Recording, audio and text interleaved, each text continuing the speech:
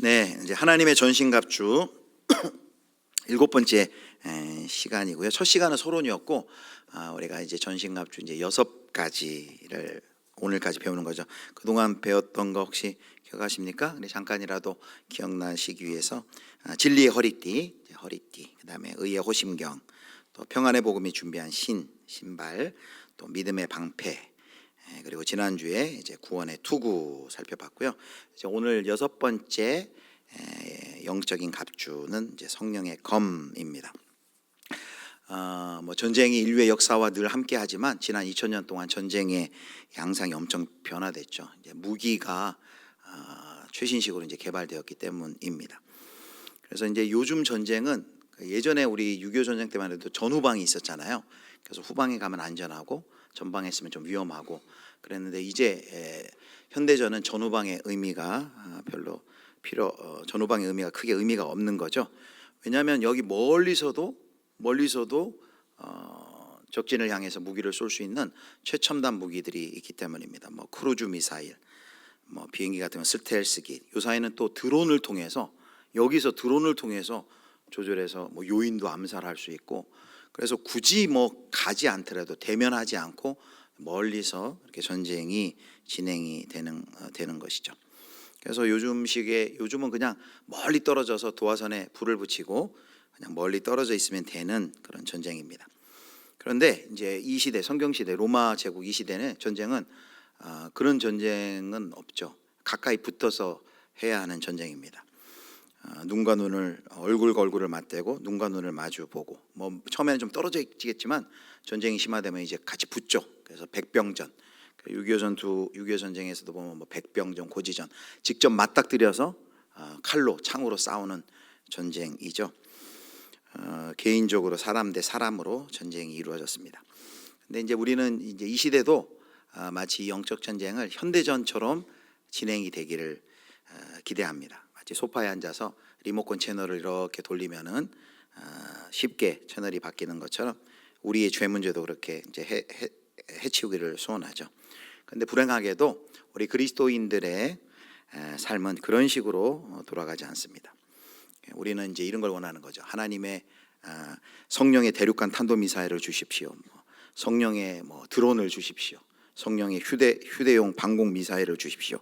이 정도 무기는 있어야지 전쟁 한번 할 것 아닙니까 생각하는데, 오늘 말씀에 유일한 무기가 뭐냐면, 영적 전쟁의 유일한 무기가 바로 성령의 검입니다. 사진 한번 볼까요? 로마군이 사용했던 검이 이런 모습입니다. 이게 이제 로마 라틴어로 글라디우스라고 불리는 칼인데, 이게 길이가 얼마쯤 될까요? 한 60cm 정도. 그리고 허리 옆에 차고 다니면서 60cm니까 근거리에서 싸우는 거죠. 아주 개인적으로 근거리에서 처절하게 싸우는 그런 싸움입니다. 싸움을 하는 단검이 도구입니다. 그런데 이 성령의 검을 오늘 말씀해 보니까 뭐라고 했어요? 성령의 검은 곧 하나님의 말씀이다 라고 말합니다. 영적인 갑주, 6번째 영적인 갑주는 하나님의 말씀입니다. 우리가 매번 살펴보지만 진리의 허리띠가 중요한 게 아니라 했죠. 의의 호심경, 우리는 허리띠가 뭐고 호심경이 뭐고 이쪽에 관심을 갖는데, 그건 비우고 사실은 진리, 또 의, 그리고 여기서도 하나님의 말씀이 중요한 것이죠. 성령의 검은 하나님의 말씀이다 했습니다. 하나님의 말씀이 뭘까요? 하나님의라는 것은 주어처럼 사용이 됩니다. 하나님이 주신 말씀, 또 하나님이 하신 말씀이다라는 것이죠. 그래서 우리의 유혹을 물리치고 거룩한 삶을 맺기 위해서는 일어나서 성령의 검을 들어야 한다라는 것입니다. 그래서 이 검을 가지고 싸운다는 것은 이 싸움이 얼마나 우리에게 치열한가를 보여줍니다. 여기서 버튼 하나 누르면 미사일 날아가가지고 공격하는 게 아니라 직접 맞닥뜨리고 1대1로 피투성이가 나는 싸움을 우리가 해야 된다라는 것을 우리가 첫 번째 기억을 해야 합니다. 영적인 전투에서 마귀의 관계와 치열한 싸움을 해야 한다는 것이 바로 이 성령의 검이 우리에게 보여주는 첫 번째 모습입니다. 자, 유일한 공격 무기다라고 했죠. 오직 한 가지만이, 앞에 5가지는 다 방어용 무기인데 6번째 이 성령의 검, 하나님의 말씀만이 이제 유일한 공격용 무기다라고 했습니다. 우리가 전신갑주를 쭉 살펴보면서 이 전신갑주는 예수님께서 먼저 입으셨고 그리고 우리에게 입혀주신 의의 옷이다라고 했는데, 검도 마찬가지입니다. 이 검도 예수님이 우리를 대신해서 먼저 이 검을 예수님께서 사용하셨어요. 그래서 우리 가운데 아주 좋은 모범을 성경에 보여주셨습니다. 그래서 예수님은 검술의 대가세요. 말씀의 검, 검술의 대가신데 어떻게 이 말씀의 검을 통해 사탄을 물리치셨는지 성경에 나와 있죠. 특별히 마태복음 4장에 보면 사탄이 예수님을 시험합니다. 40주야를 금식한 예수님을 데리고 다니면서 이제 시험을 하는데, 마치 예수님께서는 이제 40주야라는 것은 이스라엘 민족의 40년 광야의 여정을 생각하게 하는 것이죠. 그 광야의 여정에서 이스라엘 백성들이 경험했던 여러 가지 유혹을 상징하는 세 가지 시험을 받습니다. 여러분 잘 아시겠지만 정리해 보면, 첫 번째, 자 마태복음 4장 3절 말씀 보겠습니다.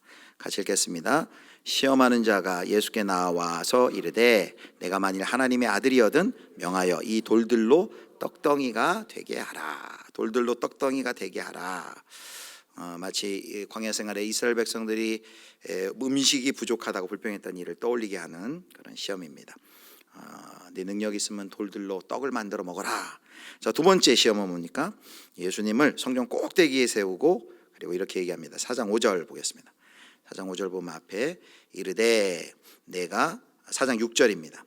내가 만일 하나님의 아들이거든 뛰어내리라 라고 말합니다. 높은 곳에 올라가서 뛰어내리라. 많은 사람들이 주목하겠죠. 그러면 뛰어내려도 사자들을 명해서 그들의 손이 너를 받들어 발이 돌이 부딪히지 않게 할 거다, 다치지 않을 거 아니냐, 뛰어내려라 라고 유혹을 합니다. 이스라엘이 주님을 시험하려고 했던 유혹을 다시금 여기서 재현합니다. 마지막 세 번째 시험은 뭐였어요? 예수님께서 예수님께 모든 왕국을 보여주면서 이렇게 얘기하죠. 마태복음 4장 9절 이르되 만일 내게 엎드려 경배하면 이 모든 것을 내게 주리라 라고 시험을 합니다. 자, 이 사탄의 시험, 이 시험을 예수님께서는 어떻게 물리치셨을까요? 이것에 어떻게 대응하셨을까요? 바로 예수님께서는 자기의 검을 뽑으셨습니다. 말씀의 검을 뽑으셨습니다. 그리고 그 말씀의 검으로 사탄을 대적합니다. 자, 첫 번째, 돌을 떡으로 바꾸라고 예수님이 이렇게 말씀의 검으로 사탄을 물리치시죠. 마태복음 4장 4절 말씀 우리 같이 읽겠습니다. 예수께서 대답하여 이르시되 기록되었으되 사람이 떡으로만 살 것이 아니요 하나님의 입으로부터 나오는 모든 말씀으로 살 것이라 하였느니라 하시니, 여기 뭐라고 얘기해요? 기록되었으되. 이 말씀은 바로 신명기 8장 3절의 말씀입니다. 말씀을 기억하시고 그 말씀으로 사탄의 유혹과 시험을 물리치시죠. 사람이 떡으로만 살 것이 아니고 하나님의 입으로부터 나오는 모든 말씀으로 살 것이라 라고 말합니다. 자, 두 번째, 뛰어내리라고 했습니다. 뛰어내리라 그러면 사자들을 명해서 너를 받들어 발이 돌에 부딪히지 않게 할 거 아니냐 라고 했을 때 예수님은 어떤 말씀으로 대응을 했나요? 4장 7절 말씀 보여주시겠습니다. 같이 읽겠습니다. 예수께서 이르시되 또 기록되었으되 주 너의 하나님을 시험하지 말라 하였느니라 하시니, 여기서 또 말씀하시죠. 또 기록되었으되, 신명기 6장 16절의 말씀을 인용하셔서 이 말씀으로 사탄의 유혹을 또 물리치시죠. 자, 마지막 시험은 뭐였어요? 마지막 시험은 이제 경배하라라는 거였죠. 자신을 경배하라. 자, 마태복음 4장 10절 말씀 보겠습니다. 10절 우리 같이 읽겠습니다. 이에 예수께서 말씀하시되 주 너의 하나님께 경배하고 다만 그를 섬기라 하였느니라. 여기도 기록되었으되, 신명기 6장 13절의 말씀을 가지고 주 너의 하나님께 경배하고 다만 그를 섬기라 라고 말씀의 검을 휘둘러 사탄을 물리치시는 걸 봅니다. 예수님께서 찌르고 또 찌르고 또 찔렀습니다. 그리고 마태복음 4장 11절 보면 마귀가 한동안 예수님을 떠났다라고 기록되어 있습니다. 성령의 검이 역사하였고 그리고 그 유혹을 효과적으로 물리치셨습니다. 바로 이 말씀이 성령의 검이라는 것을, 그리고 그 말씀을 통해 사탄의 이 유혹을 어떻게 물리치셨는가를 이렇게 잘 보여주는 것이죠. 자, 그렇다면 이제 우리는 평소에 어떻게 유혹에 이 시험에, 사탄의 시험에 잘 대처하는가, 반응하는가 한번 생각해 보면 좋겠습니다. 어떤 여러 가지 유혹들, 시험들이 있죠. 영적 전쟁이 뭐라 그랬습니까? 영적 전쟁은 사실 막 귀신이 막 머리 막 앞에 풀어헤치고 막 피를 흘리고 나타나기보다는 우리 일상의 모든 일상에서 어떤 윤리적 선택의 순간에 하나님 사랑, 이웃 사랑의 방식이 아닌 사탄의 방식을 택하도록 하는 것이, 그 모든 선택과 결정의 순간에 하나님의 뜻을 찾고 결정하는 것이 영적 전쟁이라 그랬죠. 그런데 그런 여러 가지 시험들이 우리 일상에서, 뭐 사회에서, 또 직장에서, 일터에서 여러 가지 시험들이 우리 가운데 크고 작은 시험들이 있지 않습니까? 그럴 때 우리가 반응하는 방식이 되게 보면은 이제 이성적인 판단을 먼저 하면, 여러 가지, 그러다 걸리면 어떻게 하지? 만약 그거 하다가 내 친구들이 나를 어떻게 생각할까?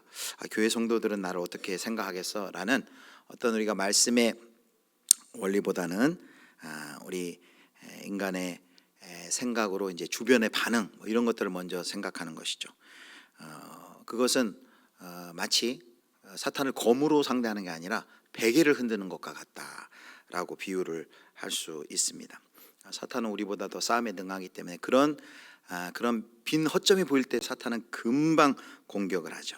야, 아무도 보지 않을 거야, 괜찮아, 야, 안 들켜, 걱정하지 마 하고 우리를 설득할 것입니다. 그때 우리가 기억해야 될 것이 무엇입니까?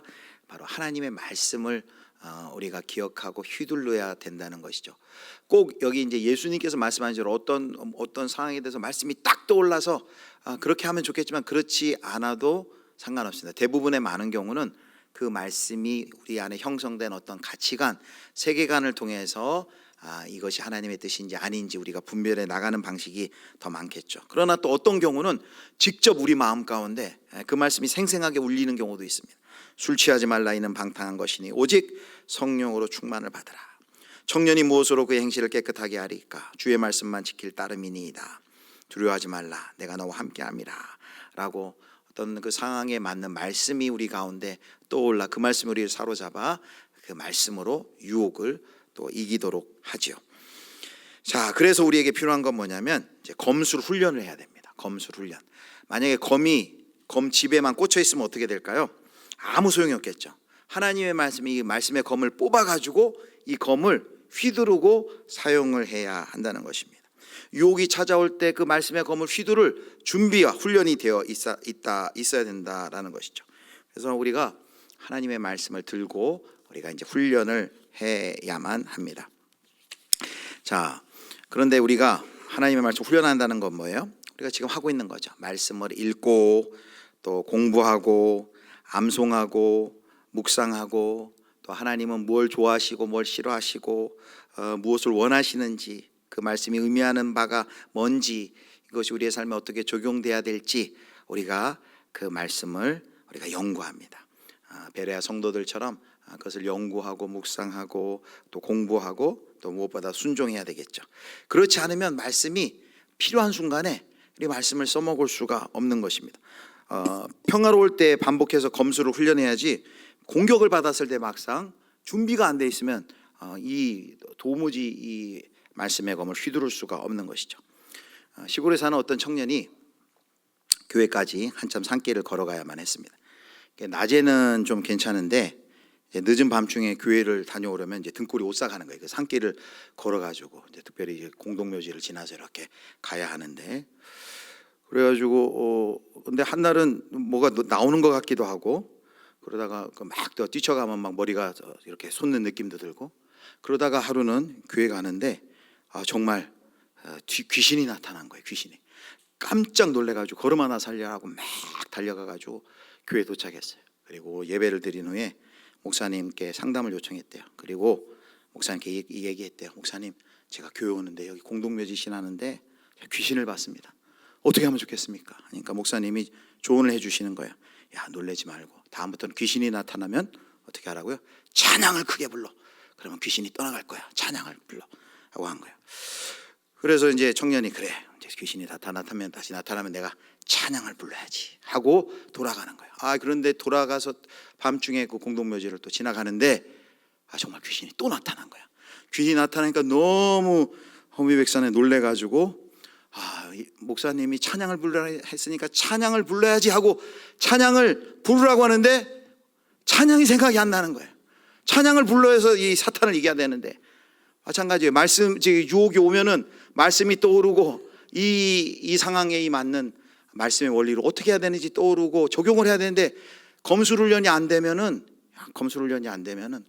그냥 검집에 꼽힌 곰처럼 아무런 소용이 없는 거예요. 그러니까 아무리 생각해도 찬양이 안 되는 거예요.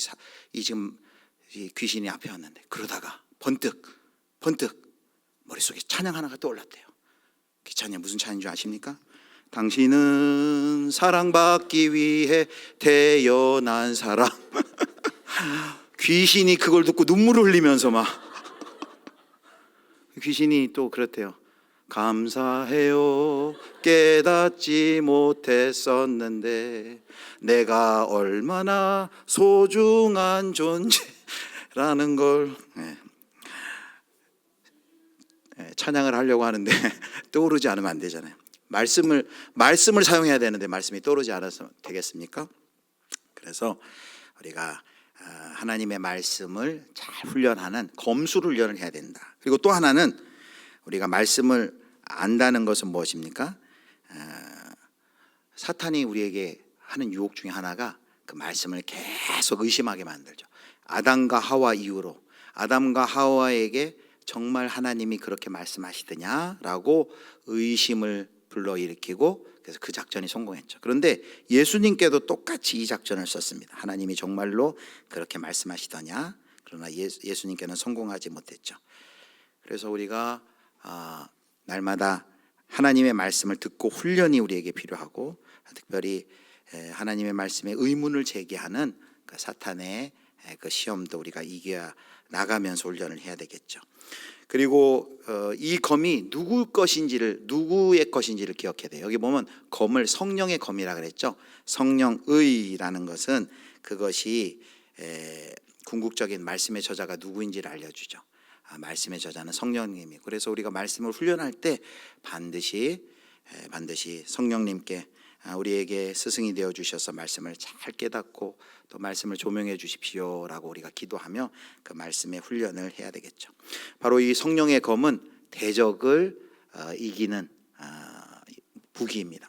근데 두 가지 기능이 또 있어요. 이제 잠깐 살펴볼 텐데, 또 하나는 성령의 원예용 가위다라고 할 수 있습니다. 성령의 원예용 가위. 여러분 원예용 가위 아시죠? 원예용 가위가 뭡니까? 이게 포도나무 전지 작업하는 거. 어제 그 샬롬 아카데미에서 간 그 세종의 베어트리 파크 보니까 굉장히 넓은데 거기에 너무나도 예쁘게 잘 깎아놨는데, 와, 거기 일꾼들 참 수고 많았겠다. 얼마나 그 예쁘게 잘 전지 작업을 해놨는지 마찬가지입니다. 성령께서 원예용 가위는 우리 안에 있는 불필요한 가지들을 다듬는 역할을 하시죠. 그래서 하나님의 말씀이 밖으로는 사탄을 향해 사탄을 대적하는 공격용 무기지만 안으로 우리 자신을 위해서는 마치 훌륭한 정원사가 불필요한 가지를 쳐서 정말 우리의 에너지가 중요한 문제를 향해 사용하도록 그 정리해주는 작업을 바로 이 말씀이 한다는 것이죠. 중요한 문제에 귀 기울이도록 우리를 이끌어주는 역할을 또 이 말씀이 합니다. 생활에 대한 염려와 마음이 산만할 때 마태복음 6장 26절 말씀처럼 공중의 새를 보라. 심지도 않고 거두지도 않고 창고에 모아들이지도 아니하되 너희 하늘아버지께서 기르시나니 너희는 이것들보다 귀하지 아니하냐 라는 말씀으로 우리의 마음을 정리해 주십니다. 돈의 유혹이 올 때는 어떻습니까? 디모데전서 6장 10절 우리 같이 읽겠습니다. 돈을 사랑함이 일만하게 뿌리가 되나니 이것을 탐내는 자들은 미혹을 받아 믿음에서 떠나 많은 근심으로써 자기를 질렀도다. 우리의 우선순위를 헷갈릴 때 잠언서 9장 10절에 이렇게 얘기합니다. 같이 읽겠습니다. 여호와를 경외하는 것이 지혜의 근본이요 거룩하신 자를 아는 것이 명철이니라.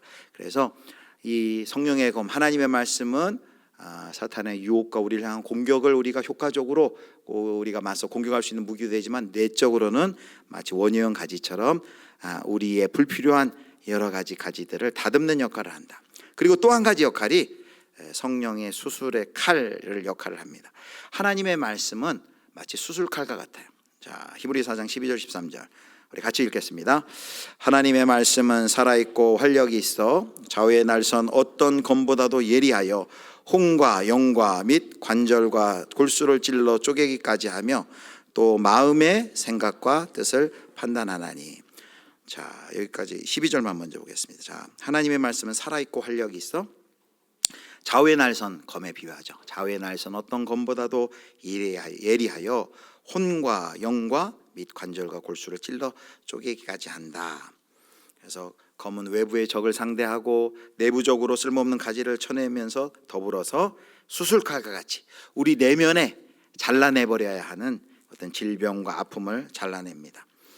수술칼은 그래서 우리의 마음을 수술할 때 이 하나님의 말씀이 우리 안에 사용이 됩니다.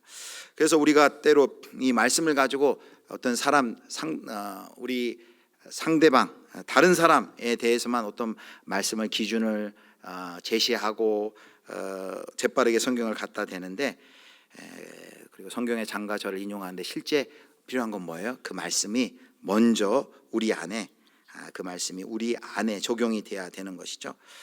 그래서 여기 혼과 영과 및 관절과 골수를 찔러 쪼개기까지 하는 것처럼 정말 하나님의 말씀은 우리의 존재 깊은 곳까지 관통합니다.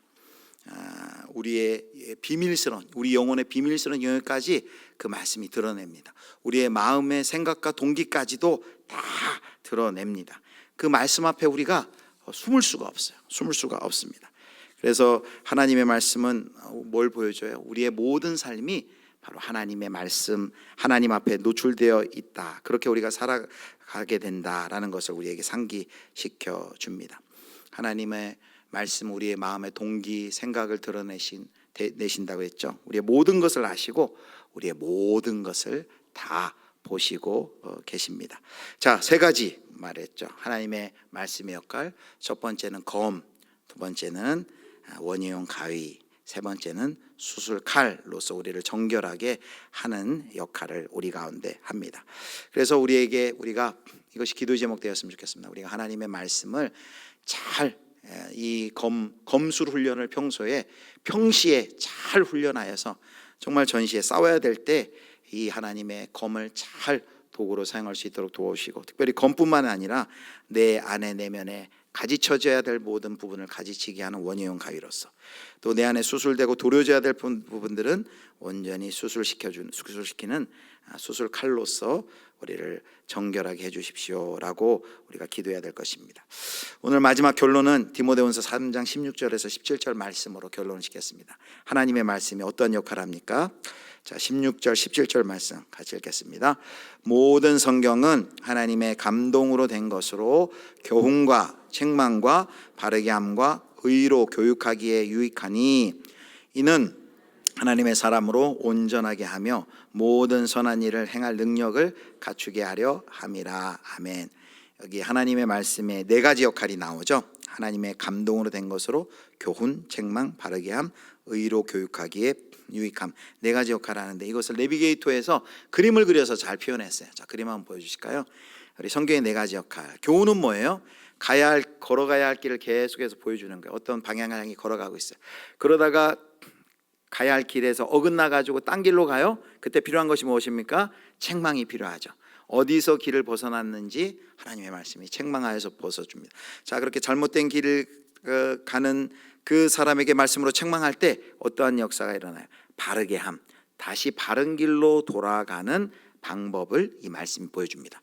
자, 바른 길을 가다가 잘못됐을 때 어디서 길이 벗어났는지를 알려주고 다시금 바르게 돌아가게 하고, 마지막 의로 교육하면 뭐예요? 지속적으로 그 길을 걷는 방법을 보여주는. 그래서 디모데후서 3장 16절을 이렇게 표현할 수 있습니다. 교훈과 그리고 책망과 바르게 함과 의로 교육하기에 유익하다라고 성경은 우리 가운데, 하나님의 말씀이 우리 가운데 이런 역할을, 이런 일을 하나님이 하신다는 걸 보여줍니다. 우리가 그리스도인으로 살면서 어떻게 굳세게 서고 어떻게 하나님의 뜻 가운데 우리가 살아갈 수 있고 어떻게 이 세상의 수많은 유혹을 물리치며 살아갈 수 있겠습니까? 바로 그 비결은, 그 방법은 성령의 검, 하나님의 말씀을 잘 알고 이해하고 훈련하고 삶에 적용할 때 그 일이 가능한 것입니다. 저와 여러분이 전신갑주, 6가지의 영적 전신갑주의 마지막 공격무기인 성령의 검을 붙들고 잘 말씀의 훈련을 통해 이와 같이 말씀을 잘 알고 이해하고 삶에 적용하는 그런 실천을 통하여서 예수 그리스도의 신실한 정병으로 군인으로서 굳세게 서 나갈 수 있기를 주님의 이름으로 축원합니다.